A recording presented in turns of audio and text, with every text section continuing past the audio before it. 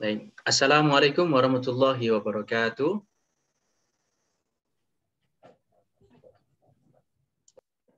Waalaikumsalam warahmatullahi wabarakatuh. Ya, bismillah, walhamdulillah, wassalatu wassalamu ala rasulillah, wala hawla wala quwata illa billah. Baik, saya ucapkan selamat datang pada bapak-bapak. Baik, di sini kembali saya infokan nanti mungkin di tengah-tengah kita akan ganti link. Seperti itu Pak ya. Seperti biasanya, ganti link. Mohon nanti kita standby di grup, saya akan share linknya kembali di grup. Seperti itu Pak ya. Mohon maklum seperti itu. Baik. Di kelas Zoom pada kali ini kita akan evaluasi dan sedikit praktek nanti, khususnya nanti bab 14 sampai bab 25 kalau nggak salah. Ya, jadi kita akan ambil poin-poinnya. Ya 14 sampai 25 ini aslinya babnya cuma sedikit, cuma kita pecah-pecah biar durasinya tidak begitu lama. Seperti itu Pak ya, nanti akan kita fokusnya ke khususnya di bab isim-isim yang dibaca rofa. Isim-isim yang dibaca rofa mulai fa'il, naibul fa'il, kemudian mubtada dan khobar. Ini cuma 4 terakhir kemarin. Sebelumnya mungkin bapak-bapak punya pertanyaan tentang materi yang kemarin yang ingin kita bahas. Mungkin ada yang ingin kita bahas secara langsung di sini. Silakan sebelum saya lanjut. Silakan Bapak. Mungkin ada pertanyaan atau usulan tentang materi yang akan kita bahas di kali ini. Fokus yang ingin dibahas mungkin bapak-bapak ingin lebih dalam satu poin misalnya atau satu materi. Silakan Bapak.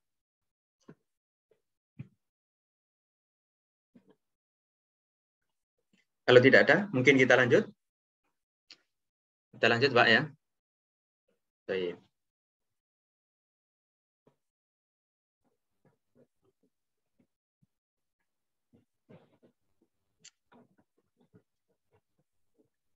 Saya akan share screen ya, share screen tentang materi yang kemarin. Sebentar, saya mana tombolnya share screen ini.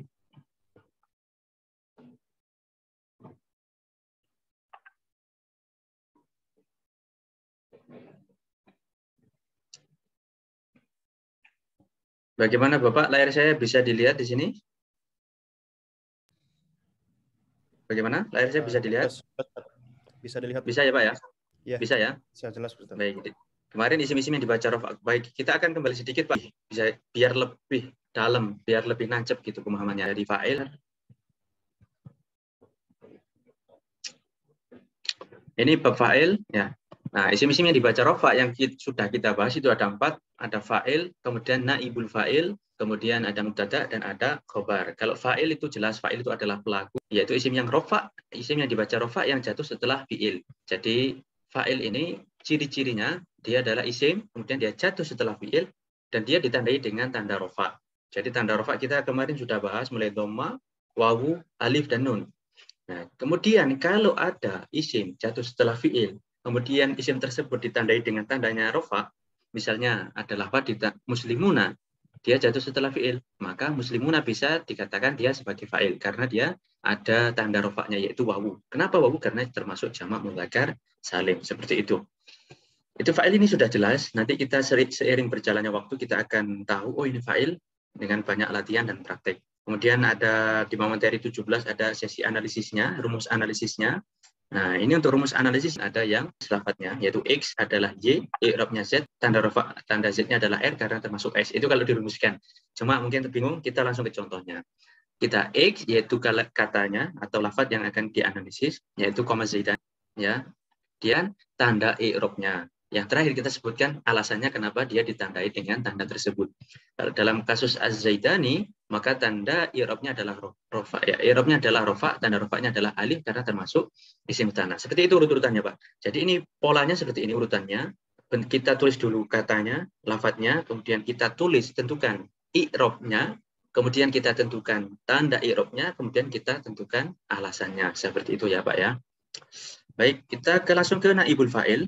Nah, naibul fa'il ini bisa dikatakan dia pengembangan dari fa'il. Artinya, naibul fa'il ini kalau secara umum ya, secara umum, definisi umum, naibul fa'il itu kalimat pasif. Ya, naibul fa'il itu adalah kalimat pasif. Ya, jadi bentuknya pasif seperti itu. Kemudian secara istilah gramatika adalah isim yang nasab, kemudian dibaca rofa karena menggantikan fa'il yang tidak disebutkan bersama fi'il tersebut. Ya, gambarannya. Oh, sini belum ada gambaran. Saya akan tuliskan gambarannya. Yes. Ini penting juga, Pak. Nanti akan sebagai gambaran. Oke, saya akan tuliskan gambarannya, Pak ya. Baik, dari sini sampai sini bisa difahami Bapak apa yang saya jelaskan? Apakah bisa didengar dengan baik keterangan saya atau ada kendala audio ataupun yang lainnya? Bagaimana Bapak? Bisa, Pak. Oke. Bisa diterima. Bisa ya. Saya punya contoh misalnya akala. Apa Pak artinya akala, Pak? Makan. Makan. Akala Muhammadun. Siapa yang makan, Pak? Muhammad. Muhammadun. Akala Muhammadun. To'aman. To'aman apa artinya, Pak? Makanan. Makanan. Akala Muhammadun. To'aman artinya siapa? Muhammad telah makan makanan. Makanan. Baik. Di sini kita sudah punya contoh, Pak. Ya, di sini kita punya fiil, kemudian kita punya fa'il. Fa'ilnya siapa di sini, Pak? Fa'ilnya Muhammad. Kenapa Muhammad? Karena dia isim yang dibaca rafa, yang jatuh setelah fiil. Nah, kalau kita analisis sesuai rumus, Pak, Muhammadun. Silahkan siapa yang ingin menganalisis Muhammad sesuai rumus, silahkan. Muhammad adalah bla bla bla. Silahkan. Fa'il. Muhammad adalah fa'il. I'rabnya Doma. I'rabnya apa, Pak? I'rabnya Doma karena rofa. I'rabnya rofa. Rofa, tanda rofanya doma. Kenapa? Karena termasuk rofa. Isim mufrad. Karena termasuk isim mufrad. Baik. To'aman dia menjadi objek atau maf'ul bih istilahnya. I'rabnya nasab, tanda nasabnya fathah karena termasuk isim mufrad. Seperti itu, Pak ya. Baik. Di sini saya punya kalimat aktif di sini. Ini adalah kalimat aktif. Betul, Pak? Kalimat aktif. Ini adalah kalimat aktif. Betul? Betul. Kalimat aktif ya. Nah, bagaimana kita merubah menjadi kalimat pasif? Nah, sesuai di sini secara gramatika, naibul fa'il tadi adalah isim yang nasab. Jadi, pertama dia adalah isim yang nasab. Di sini yang dalam contoh akala Muhammad untuk aman, yang dibaca nasab yang mana, Pak? Siapa, Pak, yang dibaca nasab? To'aman. Siapa yang dibaca nasab? To'aman. Betul? To'aman. Kita punya isim To'aman ini, kita akan membacanya menjadi rofa. Betul? Dia akan adalah isim yang dibaca nasab. Dia pertama nasab. Kemudian karena dia mengganti kasus ini, nanti fa'ilnya dia tidak disebutkan lagi. Alias pelakunya kita buang. Menjadi bagaimana? Kita hapus. Baik. Ukila. Nah, kok jadi gini? Sebentar, Pak ya. Posisinya diubah tetap ya. Kenapa? Posisinya tetap cuma filenya sudah dihapus. Posisinya tetap. Nah, dalam kasus ini kita fa'il yang tidak disebutkan bersama. Nah, to'aman yang tadinya nasab, isim nasab kemudian dibaca rofa. Bagaimana kita membacanya rofa? Kita ganti tanda rofanya, tanda i'rabnya dengan tanda rofa menjadi to'amun. Nah, kemudian bagaimana kita tahu ini antara dia naibul fa'il sama fa'il? Kita ganti juga fi'ilnya, betul? Yaitu yang tadinya akala menjadi ukila. Ukila to'amun. Betul, Bapak? Ukila to'amun. Jadi bentuk rumus ini, akala dan ukila, dari sini kita tahu bahwasanya kalau ada isim yang dibaca rofa setelah akala, maka dia fa'il. Betul? Karena dia isim fi'ilnya fi'il maklum. Nah, ukila, maka bisa dipastikan setelahnya adalah naibul fa'il. Majhul saja. Bagaimana? Majhul. Ya, mabni majhul. Istilahnya kalimat aktif atau fi'ilnya fi'il mabni maklum. Saya akan tuliskan juga, Pak ya. Fi'il mabni maklum. Baik. Bisa dilihat, Pak, itu saja ya. Bisa dibaca ya. Kalau yang bawah kalimat pasif. Kalimat pasif. Fi'ilnya mabni apa, Pak? Fi'ilnya majhul. Majhul itu artinya dari kata jahlun itu apa, Pak, artinya? Bodoh. Jahlun. Bodoh. Atau tidak tahu. Orang bodoh kan orang yang tidak tahu, Pak ya. Betul? Orang yang bodoh kan orang yang tidak tahu kan. Kalau majhul artinya tidak diketahui. Artinya di situ pelakunya tidak diketahui. Pelakunya tidak diketahui. Kalau maklum dari kata ilmun, maklum dari kata ilmun apa? Diketahui. Mengetahui. Baik. Untuk sementara untuk Bapak Kaliri saya akan mute dulu Pak ya. Suaranya Pak ya. Mohon maaf. Baik. Oh ya, ini sekedar info juga sebelum kita lanjut, nanti mungkin di tengah-tengah kita akan ganti link Pak ya. Jadi mohon nanti standby di grup, saya akan langsung share linknya di grup lagi agar kita bisa bergabung. Seperti itu ya Bapak ya. Baik, ini tentang naibul fa'il. Apakah ada pertanyaan tentang naibul fa'il Bapak? Tadi dibaca makanan dimakan, Ustaz. Ya, Telah betul. dimakan. Kalau tadi kan akala Muhammad untuk aman, Muhammad makan makanan. Kalau ukil atau amun, makanan dimakan. Dimakan. Ya, dimakan oleh siapa? Kita tidak tahu. Karena memang tujuannya naibul fa'il itu tidak menyebutkan pelakunya atau memajhulkan pelakunya. Seperti itu ya Bapak ya. Kalau dibaca dimakan makanan nggak bisa Ustaz. Dimakan makanan Makan. bisa. Kalau secara bahasa kalau diartikan ukila dimakan atau amun makanan bisa, dimakan makanan bisa. Cuma kan kita telinganya kan kadang aneh, dimakan makanan itu apa maksudnya? Ya kita pakai susunan SPUK. Biasa Indonesia makanan telah dimakan. Seperti itu Pak ya. Jadi terjemah itu aslinya bebas. Yang penting bisa difahami dan tidak terlalu jauh maknanya dari kalimat aslinya. Seperti itu atau ibarat aslinya. Baik, dari sini bisa difahami ya Bapak tentang naibul fa'il. Apakah ada pertanyaan di sini Bapak? Cukup. Baik. Kita lanjut ke kalau di sini sebentar ya, slide-nya belum muncul. Tadi kan rumusnya mati di doma awalnya dan kasroh sebelum kata ba menjadi kutiba atau musiro atau nasoro menjadi ilmudhari di doma awalnya dan di fathah sebelum akhirnya. Dari kata yaktubu menjadi Yuktabu. Kalau yang suruh menjadi Soru. Kalau yashrobu Pak menjadi apa? Yusrobu. Betul, yusrobu. Kalau kuri'a atau maaf, yang lainnya saya cek. Kalau misalnya doroba menjadi apa Pak? Yudrobu. Doroba yang fi'il mati. Duribu. Apa? Duriba. Kalau fi'il mati itu Pak ya, fi'il mati itu akhirnya selalu di fathah. Ya Pak ya. Kalau doroba menjadi duriba. Seperti itu. Makanya fi'il mati itu hukumnya mabni fathah. Nanti bisa dilihat kembali di materi tentang pembagian kalimat isim, fi'il, dan huruf. Seperti itu ya Bapak ya. Baik, kita lanjut ke pembagiannya ini seperti ini. Kalau doir ya duriba zaidun, distribusi tuma. Bentuknya duribtu, duribna. Ya.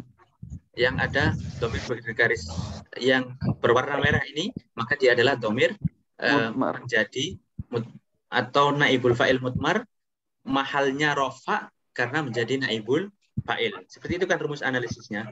Kalau rumus analisis yang doir, naibul fa'il mutsannas. Tapi kalau yang mutmar, contohnya nusirtu, saya ditolong. Nusirtu artinya saya ditolong. Yang kita analisis adalah domir tu, betul? Tu adalah domir mabni dhamma, mahalnya rofa. Kan isim yang mabni, kita pakai istilah mahal. Ya Bapak ya. Isim yang mabni itu apa? Kemarin sudah ada di pembagian isim-isim. Ada yang isim yang mabni, ada isim yang mu'rob. Yang mu'rob ada 10, yang mabni ada 3. Ya, isim domir, isim isyarah, dan isim mausul. Dan termasuk isim domir, termasuk adalah isim yang mabni. Di sini mabni itu artinya harokatnya tetap dalam satu. Kita lanjut. Oke. Lanjut ya. Ada pertanyaan di sini sebelum kita lanjut? Oke, kita lanjut Pak ya ke bab mubtada. Ini mubtada juga bab yang satu ilmu baca kita dulu. Mubtada adalah isim ya. Amil ini artinya penyebab Pak ya. Amil itu artinya yang menyebabkan suatu lafaz dihukumi dengan i'rab tertentu. Contohnya kalau bab fa'il tadi, amilnya fa'il itu siapa? Amilnya fa'il ya fi'ilnya. Paham Bapak ya? Ambilnya fa'il itu siapa? Yang menyebabkan fa'il dibaca rofa itu siapa? Ya adalah fi'il. Yang mana fi'il selalu dia menginginkan atau kaidahnya setiap fi'il harus punya fa'il. Sedangkan fa'il harus dibaca rofa. Maka fa'ilnya atau amilnya fa'il atau penyebab fa'il dibaca rofa adalah fi'il. Seperti itu. Maka kita dari contohnya fa'il tadi, amilnya fa'il itu bentuknya adalah lafdiyah. Paham? Amilnya atau penyebabnya fa'il adalah lafdiyah. Lafdiyah itu maksudnya bagaimana? Secara lafaz bisa dilihat. Ya. Kalau mubtada adalah isim yang dibaca rofa yang kosong dari amil-amil lafdiyah. Kalau mubtada dia isim. Pertama dia harus isim. Kemudian dia dibaca rofa. Kedua. Yang ketiga, dia tidak ada amil atau dia kosong dari amil-amil lafdiyah. Di situ mubtada dia dibaca rofa, tidak ada penyebab yang secara tampak kita bisa lihat. Ya, tidak ada tanda-tanda secara dohir, maksudnya seperti itu. Atau ibarat lain, mubtada adalah isim ma'rifat yang dibaca rofa yang berada di awal kalimat. Ya, intinya isim mubtada ini istilah yang lebih gampang. Dia adalah isim, kemudian ma'rifat. Nah, ma'rifat itu apa? Ada di bab 17, nanti kalau lupa silahkan dicek kembali. Ma'rifat itu adalah isim yang sudah terkhusus, ada 6. Isim alam, isim domir, kemudian isim alam, isim isyarah, isim mausul, isim yang ada alif lamnya, kemudian isim yang disandarkan kepada isim yang ma'rifat. Nah, 6 ini salah satunya, kalau dia berada di awal kalimat, maka bisa dipastikan dia adalah menjadi apa, Pak? Mubtada. Itu jelas, Pak, ya, dari sini bisa difahami. Baik, kalau kita ke contoh misalnya, ada 2, Zaidun, Zaidani, Zaiduna. Nah, Zaidun dia isim, betul Bapak? Isim atau fi'il? Isim. Kemudian dia berada di awal kalimat, betul? Betul Bapak? Betul. Kemudian dia dibaca rofa apa nasab? Dibaca rofa. Tanda rofanya apa? Doma. Dia termasuk ma'rifat atau bukan? Ma'rifat. Termasuk apa dia? Ma'rifat. Ya, ma'rifat dia jenisnya apa? Dari 6 tadi. Nama. Isim alam. Isim alam. Atau nama. Betul? Nah, Az-Zaidani dia juga mubtada. Kenapa? Kalau kita urai dari awal, dia adalah isim, betul? Kemudian dia ma'rifat atau bukan? Ma'rifat. Termasuk yang mana dia? Busana. Itu dari isim ma'rifat yang 6 itu termasuk yang mana dia? Alam. Ada alif lam. Ada alif lam bisa, atau termasuk alam. juga bisa. Ya. Kemudian dia berada di awal kalimat. Kemudian dia dibaca rofa atau nasab atau jar di situ? Dibaca rofa. Tanda rofanya apa, Pak? Alif. Tanda rofanya apa? Kenapa alif? Karena Termasuk isim musana. Kemudian az-zaiduna juga seperti itu. Az-zaiduna qaimuna. Zaiduna dia isim, kemudian dia ma'rifat karena termasuk isim alam atau dia ada alif lamnya, betul? Kemudian dia berada di awal kalimat. Kemudian dia dibaca dengan rofa. Tanda rofanya apa, Pak? Az-zaiduna tanda rofanya apa, Pak? Wawu. Kenapa wawu? Karena rofa. Karena dia jamak Mudzakkar salim. Karena dia jamak mudzakkar salim, maka tanda rofanya dengan wawu. Kalau kita lihat, maka dia amilnya di sini tidak tampak, ya, seperti definisi tadi, isim yang dibaca rofa yang sepi, yang kosong dari amil lafziyah. Di sini tidak ada penyebab yang dhahir. Kalau fa'il tadi ada fi'il dulu baru ada fa'il, betul? Naibul fa'il juga seperti itu, harus ada fi'il dulu baru ada fa'il. Nah, ini yang dhahir, mubtada dhahirmu, anta, anti, antuma, antum, antunna, huwa, hiya, huma, hum, dan hunna. Dhamir-dhamir tersebut jika berada, contohnya ana qaimun, maka ada qaimun adalah berdiri. Baik, 10 menit lagi atau 5 menit lagi kita akan ganti link, Bapak, ya. Tidak apa-apa ya, Bapak, ya. 5 menit lagi kita akan ganti link. Baik, kita lanjut ke, ada pertanyaan di sini, Bapak, sebelum kita lanjut. Qaimun khobar seperti ya. Ya, habis ini kita membahas khobar, ya.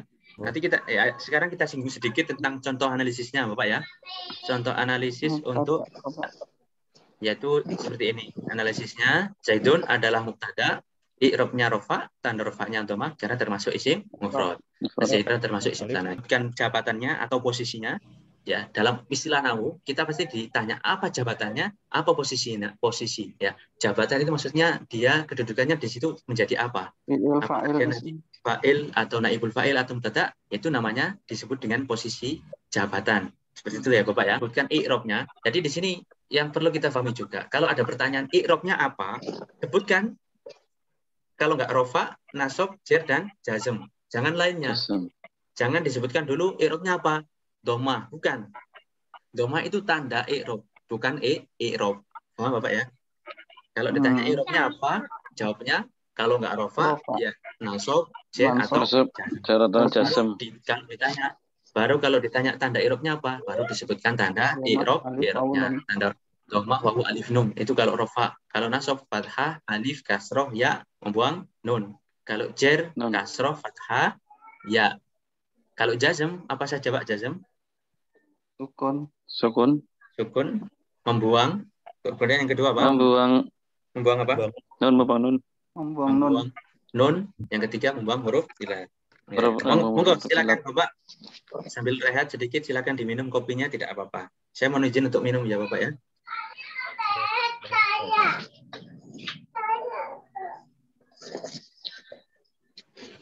Baik. Kita lanjut ke khabar ya Bapak ya. Bisa. Kita lanjut ke khabar. Khabar adalah isim yang dibaca rofa yang disandarkan kepada rofa yang disandarkan kepada mubtada. Intinya bahasa umumnya khabar itu adalah gandengannya, pasangannya mubtada. Bisa dipastikan setiap mubtada pasti butuh khabar. Ya, setiap mubtada pasti butuh.